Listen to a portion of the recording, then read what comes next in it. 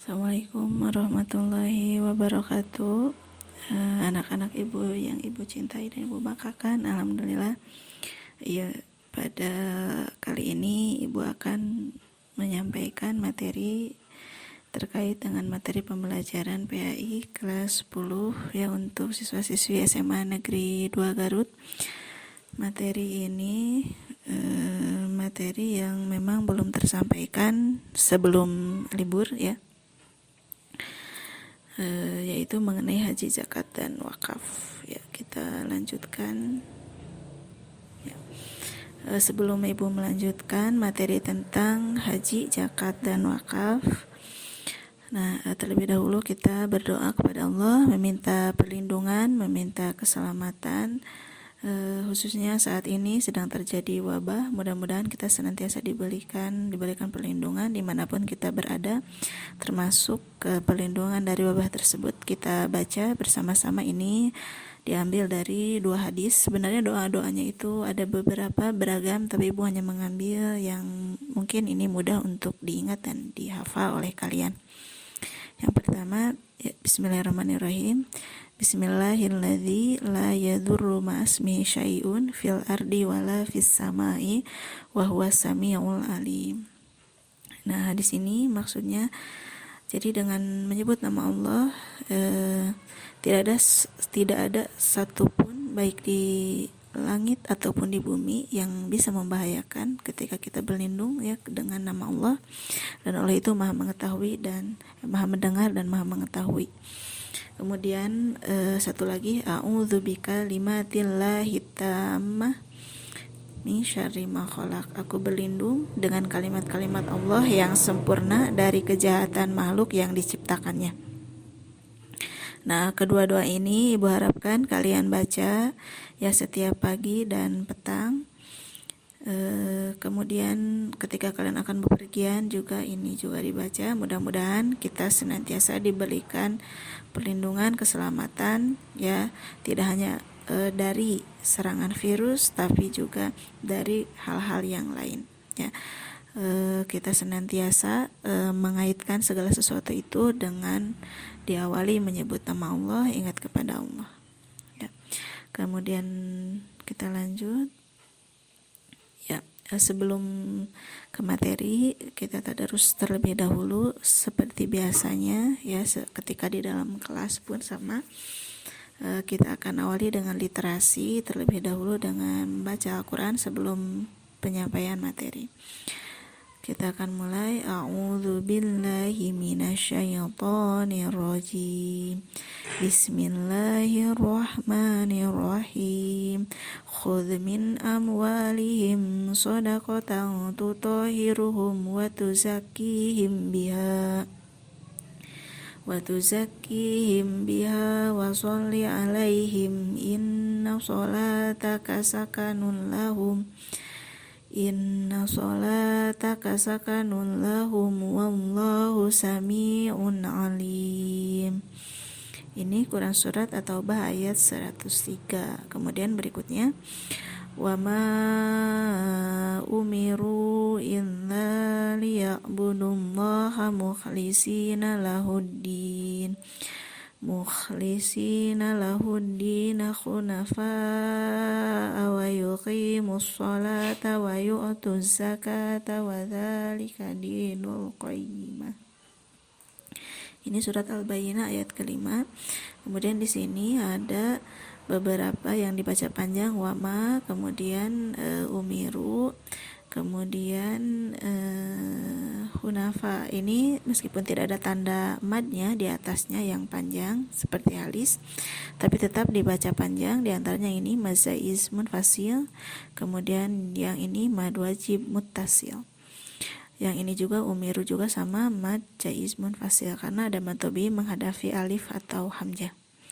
Berikutnya ayat berikutnya ya, fihi ayatum bayyinatum maqamu Ibrahim wa man dakhalahu kana amina walillahi 'alan nasi hijjul baiti man istata'a ilaihi sabila. man istata'a ilaihi sabila wa man kafara fa innallaha ghaniyyun 'anil 'alamin. Ini surat Al-Imran ayat 97. Berikutnya, la tanalul birra hatta tunfiqu mimma tuhibbuna wa ma tunfiqu min syai' wa ma tunfiqu min syai'in fa innallaha bihi 'alim. Ini Quran surat Al-Imran ayat 92. Kemudian yang terakhir, ya ayyuhalladzina amanu rka'u wasjudu wa'budu rabbakum faf'alul khaira la'allakum tuflihun. Ini surat Al-Hajj ayat 77. Ya, shadaqallahul azim. Nah, benar Allah yang Maha Agung. Ya, kita lanjutkan. Mudah-mudahan ini tidak kalian skip ya, dan tolong jangan di skip agar kalian terbiasa untuk tadarus membaca Al-Quran ketika sedang berada di rumah ya. Dan sebentar lagi kita akan menghadapi bulan suci Ramadan, dan kebiasaan membaca Al-Quran ini harus lebih ditingkatkan kembali. Oh ya, sebelum ke materi, nah ini Ibu akan mereview dulu materi sebelumnya biar kalian tidak pusing ya, tidak bingung.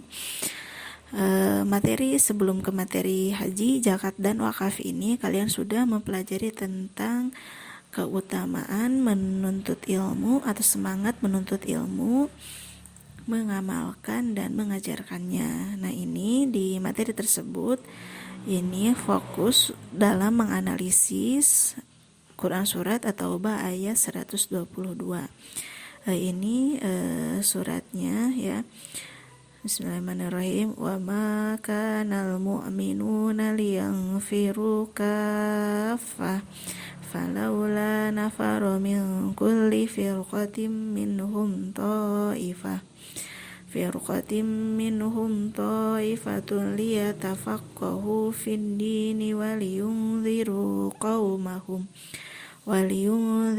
qawmahum idza raja'u ilaihim la'allahum yahdharun.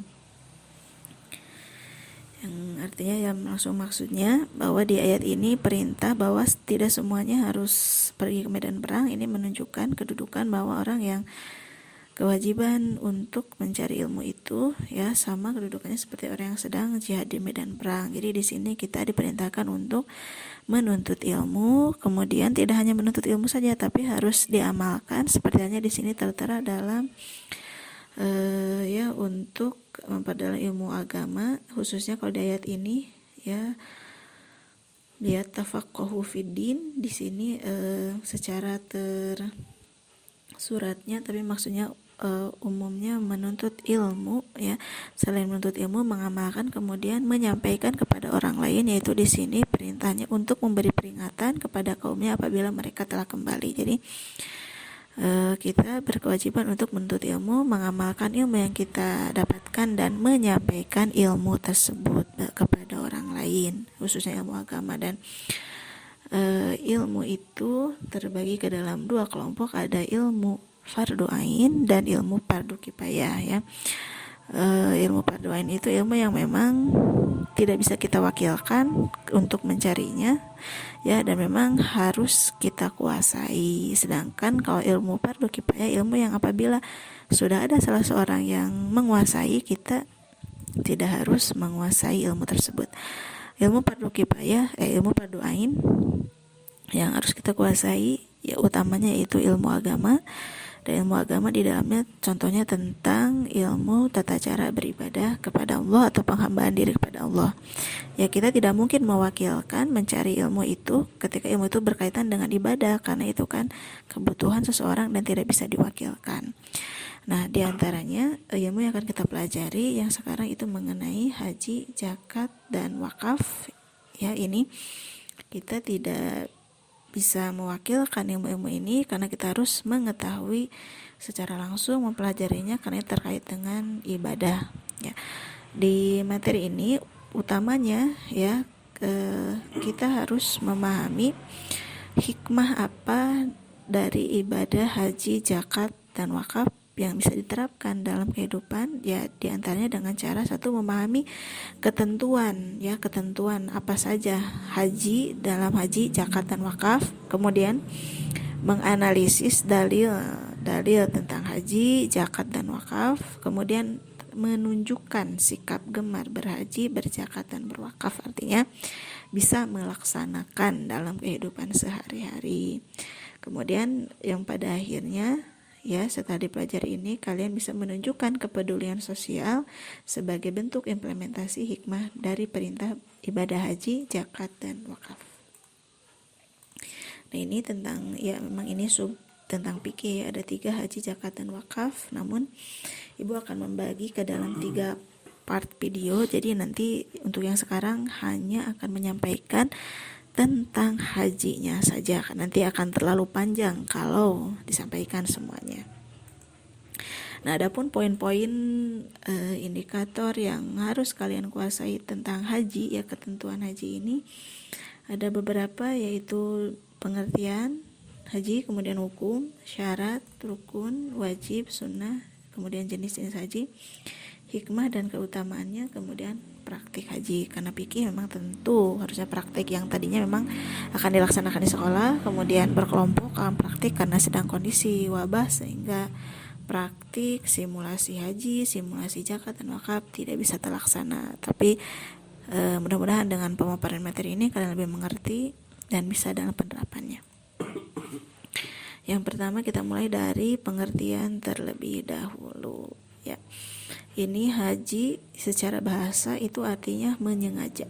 Nah, kalau secara istilah dari menyengaja ini yaitu kita sengaja mengunjungi Baitullah atau Ka'bah di Mekah untuk melakukan ibadah kepada Allah pada waktu tertentu dan dengan cara tertentu secara tertib. Jadi sengaja berkunjung ke Baitullah atau ke Ka'bah, ke Mekah, tapi tujuannya ada, yaitu untuk beribadah, dan waktunya ditentukan, tidak bisa kapanpun. Nah, ini yang menjadi salah satu perbedaan dari haji dengan umroh. Kalau umroh mungkin bisa di bulan-bulan yang lain, sedangkan kalau haji ada waktu tertentu. Nah, kapan waktunya? Yaitu pada setelah bulan Syawal sampai 10 hari pertama bulan Zulhijjah. Jadi persiapannya dari bulan Syawal mungkin bisa berangkat. Nah, tapi puncaknya ini tanggal 9, jadi awalnya 10 hari. Nah, 10 hari pertama bulan Zulhijjah. Jadi pokoknya sebenarnya dari tanggal 8, 9, 10, 11, 12, dan 13.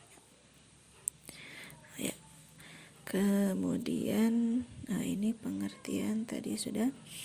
Kemudian ke hukum. Nah, kenapa ibu kembali ke sini? Biar kalian tahu ini kita posisinya sedang di materi yang mana, ya, biar kalian tidak pusing. Sekarang ke hukum.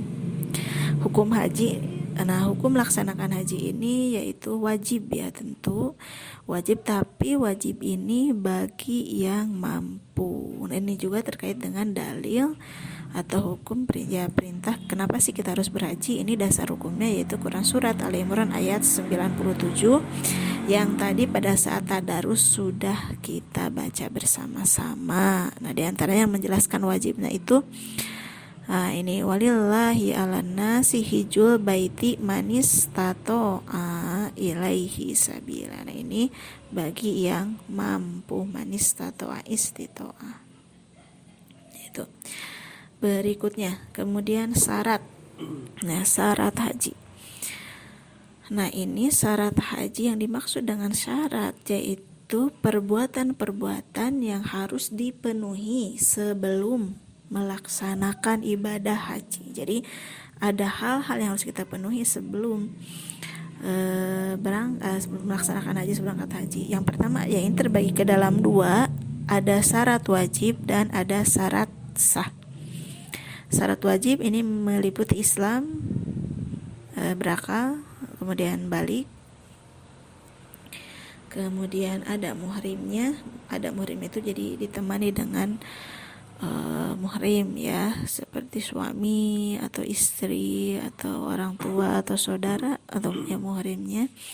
kemudian mampu dalam segala hal, yang tadi istitoah, jadi mampu dalam segala hal itu artinya kondisi ekonomi, kondisi kesehatan, kemudian kondisi negara, keamanan, kemudian kita juga mampu membekali bagi yang ditinggalkan di rumah. Nah itu, jadi kalau mencakup hal-hal itu, nah kita disebut mampu. Jadi mampu itu tidak hanya sekedar mampu dari segi ekonomi saja, dari segi uang, tapi juga mampu dalam hal yang lain. Jadi kalau belum mencapai tahap itu, maka belum dikatakan mampu. Kemudian syarat sah haji ini Islam, balik, berakal, merdeka. Jadi ini Islam taulah balik itu sudah cukup umur ya, berakal, tidak gila, merdeka itu bukan budak ya, atau bukan hamba sahaya. Tapi kalau sekarang ya mungkin sudah tidak ada hamba sahaya atau budak. Nah ini syarat wajib dengan syarat sah dari haji. Kemudian berikutnya ada rukun haji. Nah ini ada dua istilah tadi, ada syarat, ada rukun. Nah kalau tadi sudah dikatakan bahwa syarat itu apa-apa saja yang harus kita persiapkan, apa-apa saja harus kita penuhi sebelum melaksanakan haji atau sebelum berangkat haji.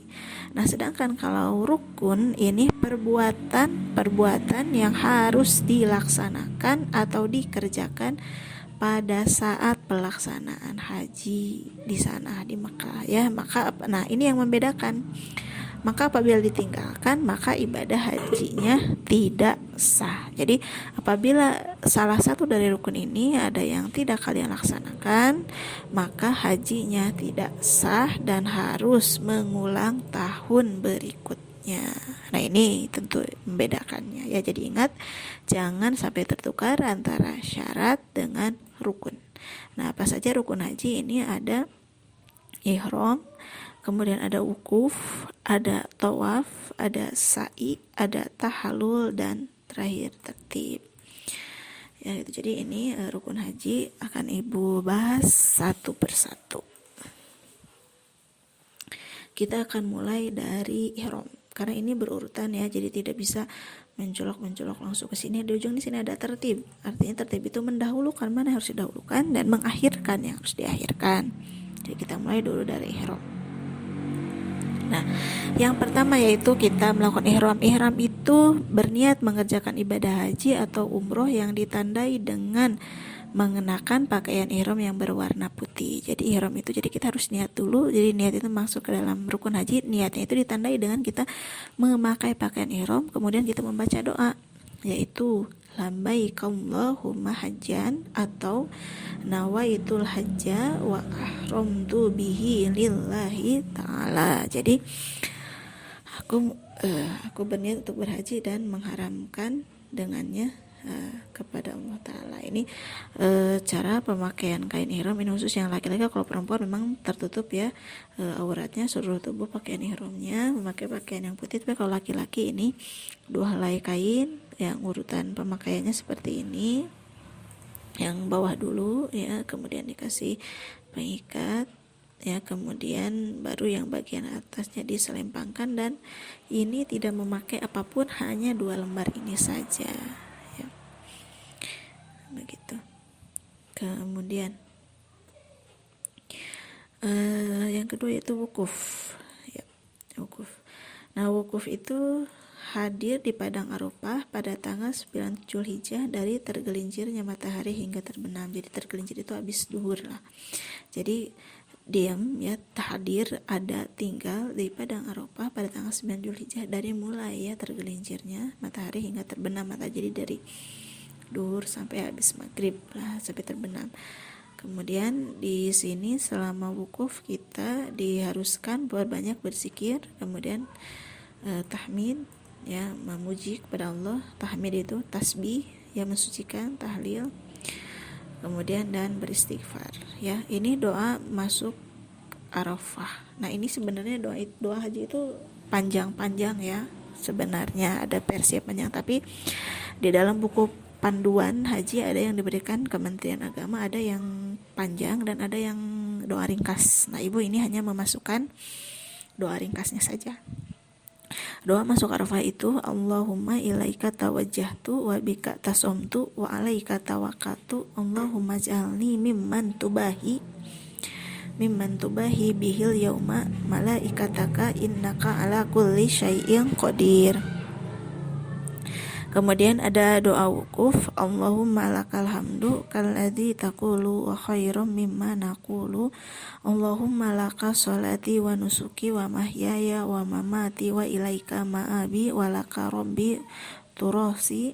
Allahumma inni a'udzubika min adzabil qabri wa waswasi sadri wa syatatil amri.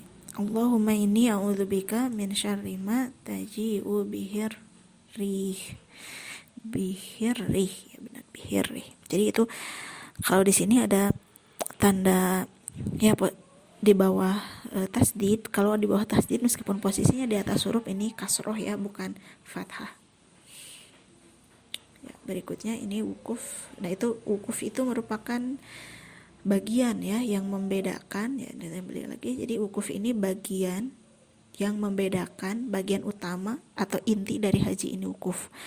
Ya, jadi yang membedakan antara umroh dengan haji juga diantaranya wukuf. Kalau tadi ihram, niat ihram, umroh juga ada ihram, ya niat ihram memakai pakaian ihram. Sedangkan kalau wukuf di umroh tidak ada. Dan ini puncak haji itu wukuf. Sekarang berikutnya itu tawaf.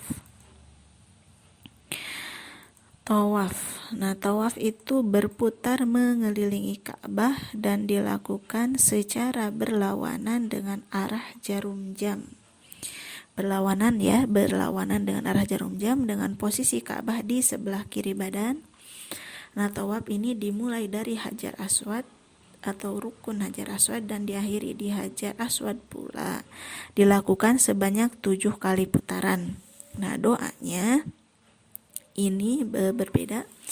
Ada doanya yang dimulai dari rukun. Rukun itu artinya sudut. Jadi kan Ka'bah itu bentuknya kotak, ada sudut-sudutnya.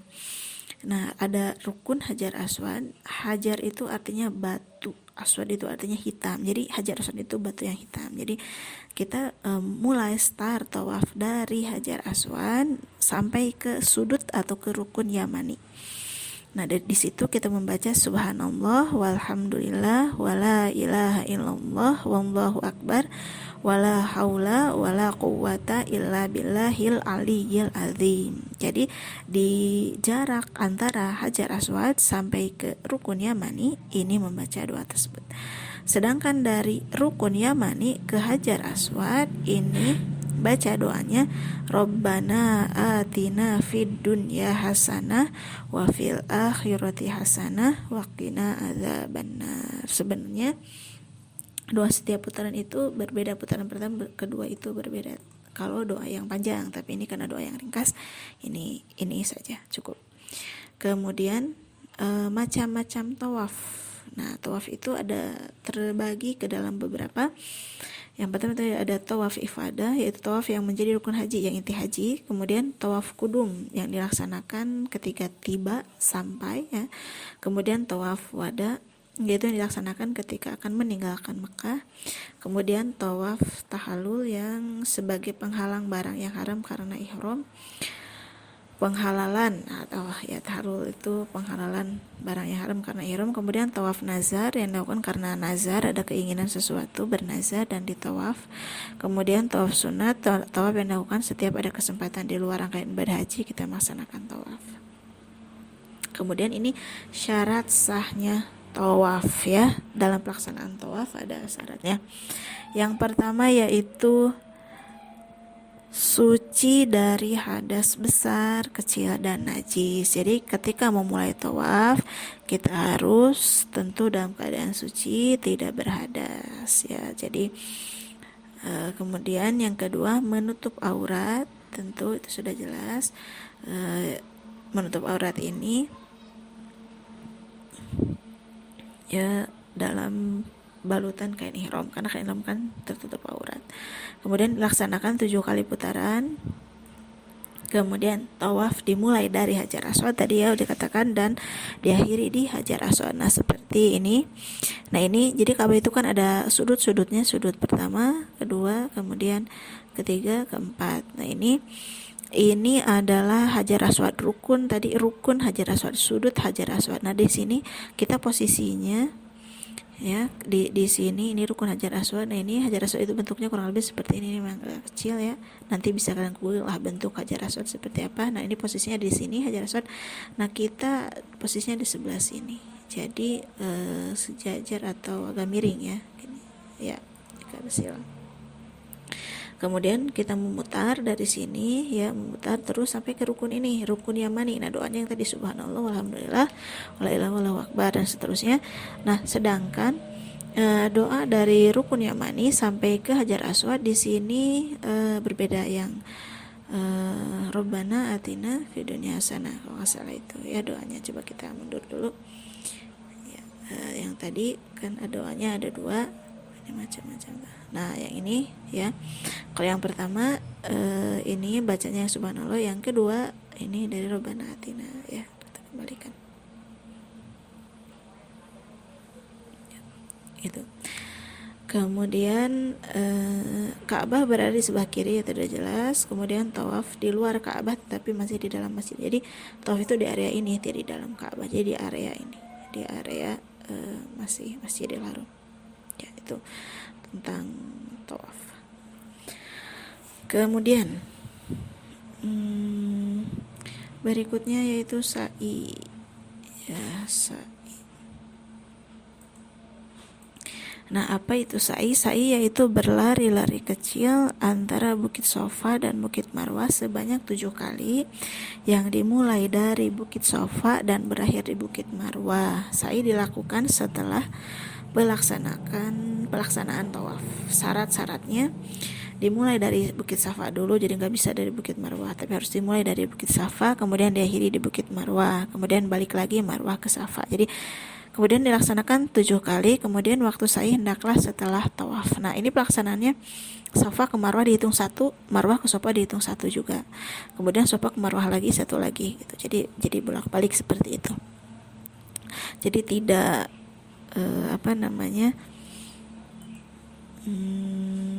ya tidak berulang gitu ya, tidak awal lagi. Jadi dimulai itu maksudnya start pertamanya ya dari Bukit Safa. Kemudian 7 kali, kemudian doanya ini sama ya tadi. Nah sebenarnya dalam sa'i ini ada di tengah perjalanan itu ada pilar hijau, jadi doanya itu ada yang berbeda. Jadi ketika awal menanjak dari Safa kemudian menanjak juga ke Marwah itu beda doanya, terus di tengah-tengah ada pilar hijau itu juga beda doanya. Nah kalau yang ibu tunjukkan ini doa yang ringkasnya saja. Ini Allahu Akbar, Allahu Akbar, Allahu Akbar, Allahumma sta'milni bisunnati nabiyika watawafani ala millatihi wa'idni min mudillatil fitan. Nah ini doanya, tapi kalau yang pas pada saat pelaksanaannya yang benar-benar itu, kalau yang sesuai yang panjang itu di tengahnya ada pilar hijau, kemudian doanya berbeda antara pada saat naik ke Bukit Safa dan saat naik ke Bukit Marwah itu berbeda ya. Kemudian kita kembali lagi setelah tadi ihram, wukuf, tawaf, sa'i, dan yang berikutnya tahlul. Tahalul itu mencukur atau memotong rambut kepala sebagian atau seluruhnya, minimal 3 helai rambut. Nah ini tahalul terbagi ke dalam 2, yaitu ada yaitu tahalul awal dan tahalul sani. Tahalul awal ini dilakukan setelah melontar jumroh Aqobah pada tanggal 10 Zulhijjah. Kemudian setelah jemaah melakukan tahlul ini, maka larangan-larangan haji kembali diperbolehkan kecuali berhubungan suami istri. Sedangkan tahlul sani yaitu dilakukan setelah tawaf ifadah dan sa'i, jadi setelah selesai rangkaian semuanya. Kalau yang awal ini setelah melontar jumroh. Nah doa tahlul ini yaitu Allahumma ij'al likulli sya'ratin nuron yaumal qiyamah. Nah ini doa dari tahlul. Nah nanti akan ibu jelaskan maksud dari melontar jumroh. Kemudian yang tadi larangan haji akan dibahas di wajib haji ya. Mungkin untuk tahu cukup dulu. Berikutnya ya ini sebelum melanjutkan ya, ada hikmah dari setiap pelaksanaan ini, tapi mungkin nanti akan dihikmah ya, akan disampaikan kenapa sih kita harus melakukan ihram ya gitu. Kenapa kita harus melakukan wukuf ya, maksud implementasinya, hikmahnya. Dan yang terakhir ini tadi ya ada tertib. Di antaranya kalau ihram itu kan kita memakai pakaian serba putih, semuanya sama, mau yang pejabat, mau yang kaya, mau yang miskin, semuanya memakai pakaian itu. Jadi ini menunjukkan tentang ya kesetaraan manusia di hadapan Allah. Kemudian wukuf, di antaranya kita berdiam diri pada Arafah, kita sebagai miniatur ya, miniatur merasakan nanti di padang mahsyar ya, yang mungkin ya di padang mahsyar itu lebih ya dari ketika di Arafah. Kemudian tawaf ini berputar mengelilingi, jadi maksudnya bahwa bukan berarti kita itu haji itu bukan berarti kita menyembah kepada Ka'bahnya, tapi itu hanya titik pusat acuan saja, tapi yang kita sembah itu Allah. Pelaksanaan haji ini, pelaksanaan ibadah itu yang penting ketaatannya kepada Allah. Jadi tawaf itu kemanapun kita berputar tetap kembali kepada satu titik yang sama. Kemudian sa'i ini lari-lari antara Safa dan Marwah, ini kita merasakan bagaimana perjuangan Siti Hajar dalam mencari air susu bagi anaknya Nabi Ismail, karena ibadah haji ini sudah ada sebenarnya perintahnya sejak dari Nabi Ibrahim ya, yang mendirikan Ka'bah. Kemudian tahallul yang mencukur rambut tadi, menghilangkan, yang membersihkan, yang menghalalkan. Jadi tahallul itu artinya dari halal, yang menghalalkan apa-apa yang diharamkan ketika pelaksanaan ibadah haji. Kemudian berikutnya wajib haji. Wajib haji yaitu hal-hal yang harus dilaksanakan ketika berada di Mekah. Nah, apabila ada yang ditinggalkan maka tetap sah hajinya, namun harus membayar dam atau denda. Nah, ini kita kembali lagi ya ke sini, ini biar kalian tahu bedanya. Nah, syarat ini hal-hal sebelum berangkat ya. Rukun dan wajib itu hal-hal yang dilaksanakan saat pelaksanaan. Nah, tapi bedanya apa sih antara rukun dan wajib? Tadi bahwa rukun ini kalau ada yang ditinggalkan maka hajinya batal, harus mengulang kembali. Sedangkan kalau wajib ini tidak harus mengulang kembali, namun didenda saja atau membayar denda ya. Begitu. Nah, apa saja sih wajib haji ini? Pertama yaitu ihram di mikot ya. Ihram itu yang tadinya niat haji, memakai pakaian haji di mikot. Mikot itu di dalam keadaan lah ya, tempat. Nah, adat mikot itu terbagi, ada mikot makani dan zamani. Kalau makan itu artinya tempat kita mulai ihram. Nah, tempat ihram itu kita tidak bisa berniat itu di Indonesia, kita tidak bisa niat haji di sembarang tempat. Tapi ada ditentukan di mana tempat-tempat haji, dan seluruh dunia itu beda-beda tempat mulai niat hajinya, niat ihramnya. Kalau di Indonesia itu di Yalamlam. Jadi kalau sudah melewati Yalamlam ya berarti kita mulai bisa ihram. Nah, ihram niat ihram ya gitu. Kalau negara lain juga beda-beda, ada di Kornul Manajil, ada Datul Iraq ya.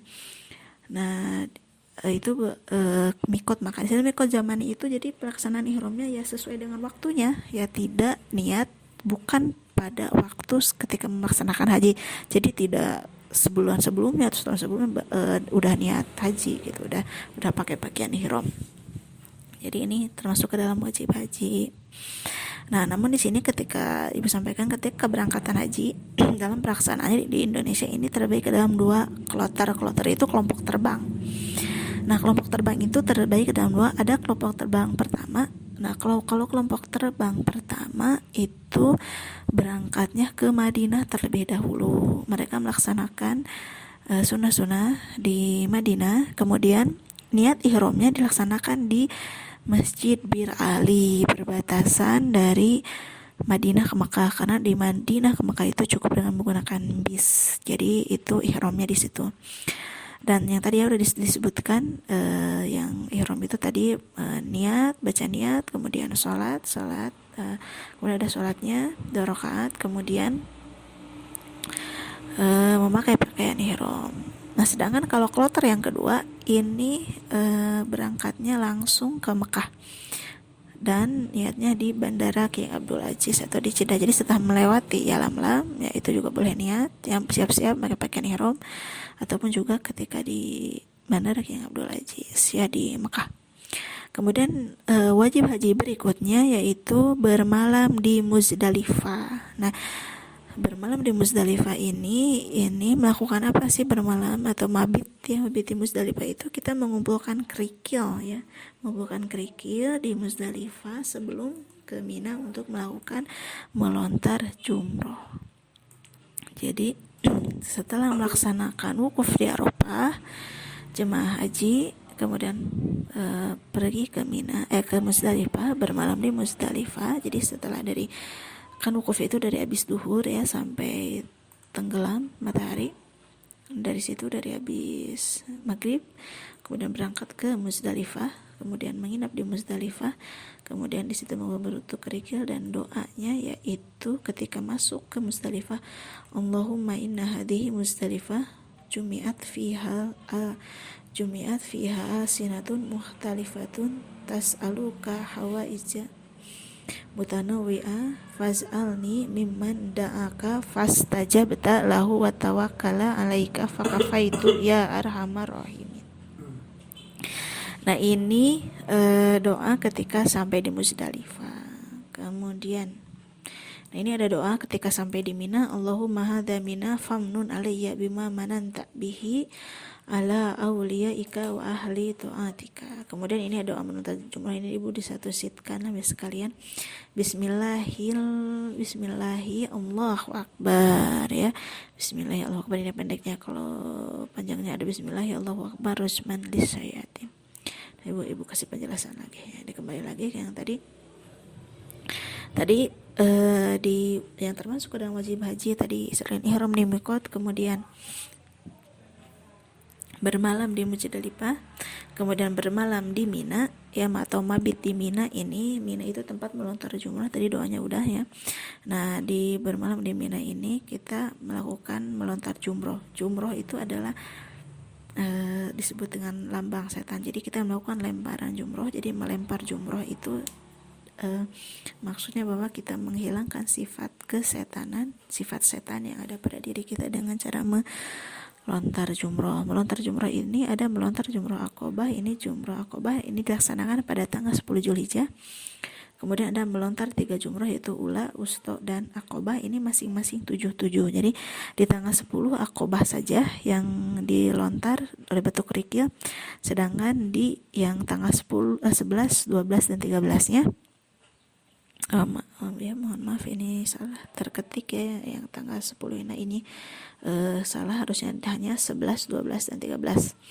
Kalau di tanggal 10 hanya Aqobah saja. Kalau 11, 12, dan 13 ini Ula, Wusta, dan Aqobah. Jadi kalau Aqobah itu 4 hari ya, 4 hari. Ini 7. Nah, kemudian berikutnya lagi yang termasuk ke dalam wajib haji yaitu meninggalkan larangan haji karena ihram. Ya, jadi pada saat mulai memakai kain ihram itu artinya mengharamkan apa-apa saja. Nah, apa saja yang atau larangan haji ini, yaitu pertama yang larangan ditinggalkan bagi yang sedang ihram itu, yang pertama bagi laki-laki memakai pakaian berjahit dan memakai tutup kepala. Jadi pakaiannya yang tadi ya 2 helai. Kemudian bagi perempuan dilarang menutup muka atau ya cadar, kemudian pakai kaos tangan. Kemudian bagi laki-laki dan perempuan ini dilarang memakai wangi-wangian. Kalau sudah pakai ihram, kalau sebelumnya misalkan mandi dulu itu diperbolehkan, tapi kalau setelah pakai pakaian ihram itu tidak boleh. Kemudian mencukur rambut atau bulu badan, dilarang menikah atau menikahkan, kemudian dilarang bersetubuh, dilarang membunuh binatang darat yang liar dan halal dimakan. Nah, ini denda. Tadi kan ada wajib haji itu kalau dilanggar ada dendanya. Nah, ini denda kalau melanggar larangan haji. Nah, dendanya yaitu pertama, kalau denda atau dam karena bersetubuh sebelum tahlul pertama. Nah, pertama menyembelih seekor unta, nah ini atau kerbau, lembu, 7 ekor kambing, dan hajinya wajib diulang kalau berhubungan ya sebelum tahlul pertama. Kemudian apabila tidak mampu, wajib memberi sedekah kepada fakir miskin seharga seekor unta. Kemudian apabila tidak mampu, berpuasa dengan perhitungan setiap 0,5 kilo daging unta berpuasa 1 hari. Yang kedua, dam karena berburu atau membunuh binatang buruan. Nah, ini menyembelih binatang yang sebanding dengan yang diburu, kemudian bersedekah pada fakir miskin, berpuasa yang hitungannya tadi sama 0,8 kilo, itu setara dengan 1 hari. Yang ketiga, denda karena melakukan haji tamatu atau kiron, dan dam karena meninggalkan salah satu wajib haji. Ini menyembelih seekor kambing, kemudian jika tidak mampu berpuasa 10 hari, yaitu 3 hari di Mekah dan 7 hari di tanah air. Nah, karena nanti akan disampaikan jenis-jenis haji itu ada apa saja dan kenapa ada dendanya untuk tamatu atau kiron.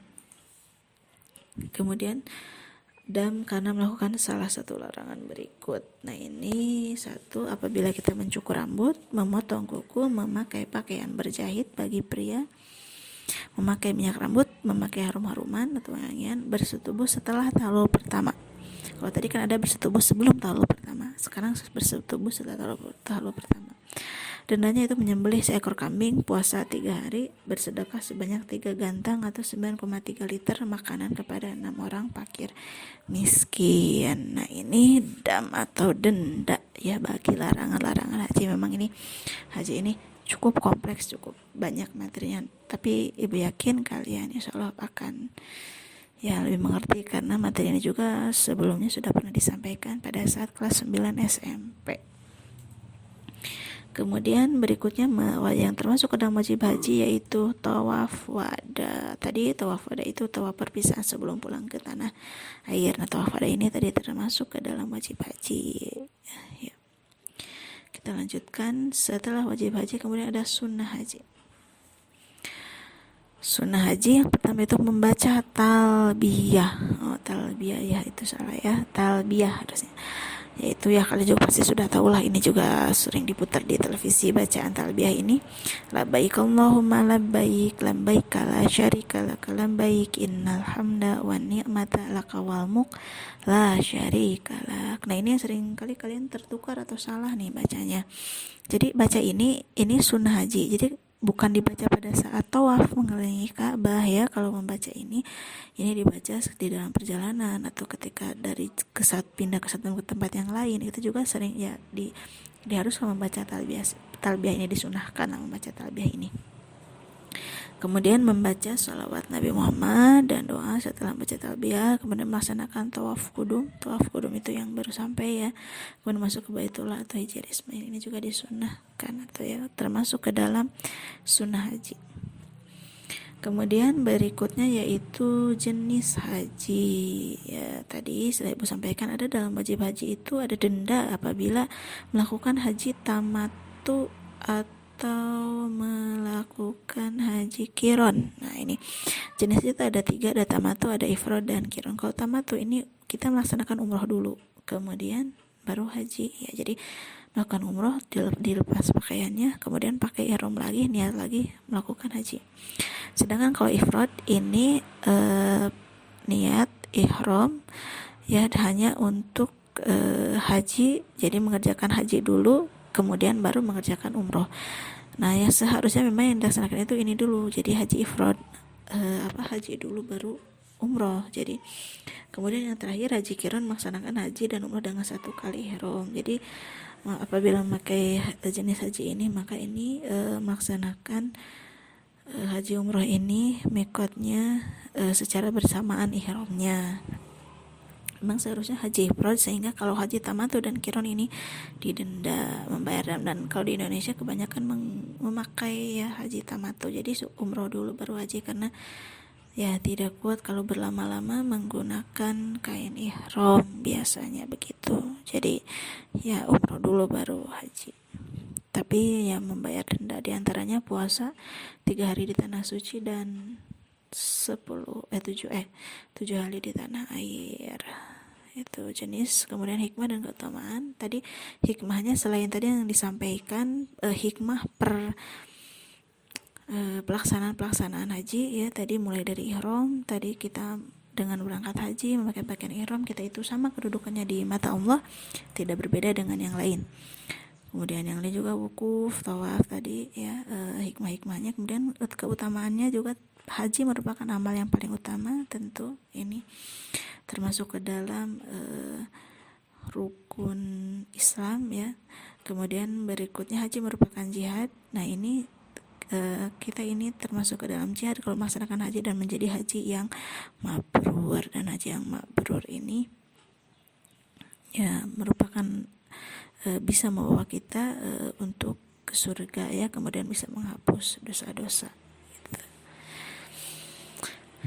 Kemudian haji, ini sering aja pertanyaan, haji mabrur itu seperti apa sih? Haji mabrur, haji yang memang ketika setelah dia pulang ya ke tanah air, dia bersikap, berperilaku lebih baik ya, lebih baik lagi, kemudian dia tidak bersikap sombong, menjadi lebih dermawan kepada orang lain, menjadi lebih baik kepada orang lain, itu yang mabrur, bukan sebaliknya mardud gitu ya.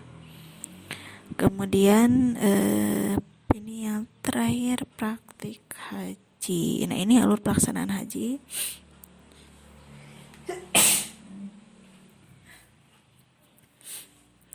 Nah ini alur pelaksanaan haji dari video ini, video singkat yang ibu ambil. Sebenarnya kalau yang lengkap itu ada di yang video yang dari Kementerian Agama, hanya durasinya memang lama, lebih dari 1 jam. Kalian bisa cari di YouTube juga banyak. Ini yang singkatnya. Kita akan mulai putar ya. Dan berikut rangkaian puncak pelaksanaan puncak ibadah haji. Nah, dan berikut rangkaian puncak pelaksanaan puncak ibadah haji ya, ke Arafah.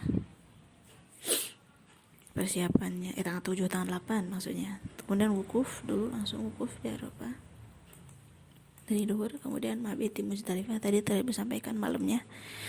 Jadi habis maghrib ke Muzdalifah nginep, kemudian ke Mina. Nah ini dari 10, 11, 12, 13. Kemudian melontar jumroh tanggal 10 dan tahalul awal. Kemudian ya ini benar, tahalul awal tanggal 10.